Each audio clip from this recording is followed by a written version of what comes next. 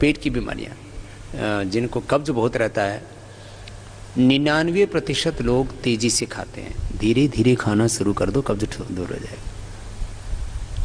आप जितना टाइम भोजन में लगा रहे हो, आप आधा घंटा कम से कम भोजन में लगना चाहिए। मैंने हिसाब किताब खूब लगा के देखा है।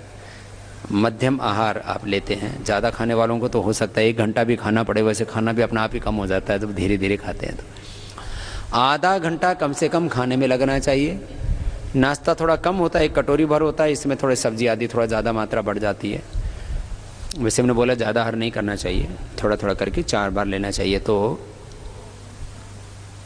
आधा घंटा भोजन का, दोपहर शाम का, दोपहर आधा घंटा, शाम को आधा घंटा, और नाश्ते का करीब 15 मिनट, 15 से 20 मिनट चबा चबा के खाते हैं ना, तो लगता है। कुछ लोग ना 5 ही मिनट में खाना खा लेते हैं, 10 मिनट में तो पूरा फिनिश कर देते हैं, थाली पूरी अंदर कर देते हैं। ये ठीक नहीं है।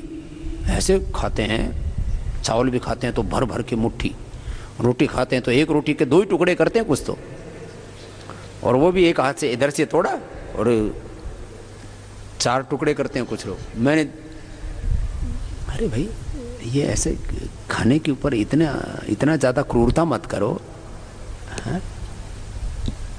नहीं। तो कब्ज के लिए सबसे अच्छा होता है अमरूद, गोवा आजकल बहुत जूस भी बहुत पीने लग गए लोग। अमरूद बहुत अच्छा है पेट के लिए, कब्ज के लिए। दूसरा सेव, चबा चबा के खाओ।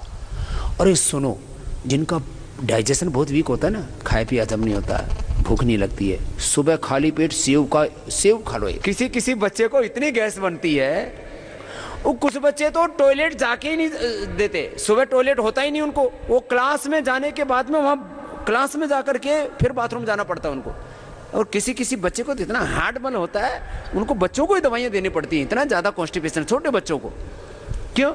सब बच्चे मैदा वाली चीज़ें, मैगी, फिर बिस्किट, फिर चॉकलेट, सब चिपकने वाली चीज़ें। ये चॉकलेट जाके दांतों में चिपकती है, आंतों में चिपकती है, फिर मैदा चिपकता है, मैगी चिपकती है, नूडल चिपकता है, फिर और ये बिस्किट चिपकता है, फिर और उल्टी पुल्टी चीज़ें बहुत खाते हैं ना बच्चे, ये पेट को खराब करती हैं। फिर बड़ों की भी हालत ख़राब है।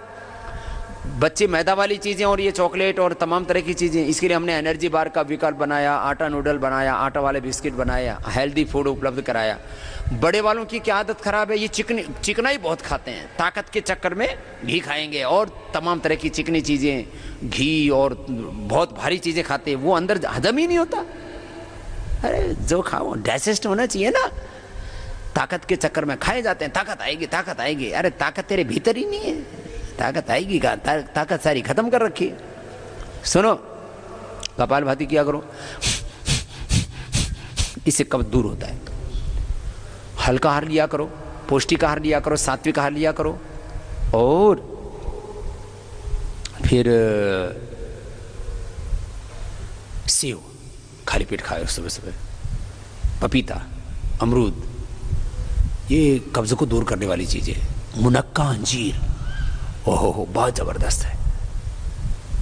मुनक्का 2-1 घंटे पहले भिगो दो मुनक्का अंजीर ना, तो और उसका पानी भी जिस पानी में भिगोते हो ना, जैसे 10-15 मुनक्का भिगोया आपने, और 3 से 5 अंजीर, इतना पर्याप्त रहता है। 3 अंजीर, 10-15 मुनक्का, उसको बीज निकाल के गर्म पानी में धो लो, पहले गर्म पानी में धो लो मुनक्का को।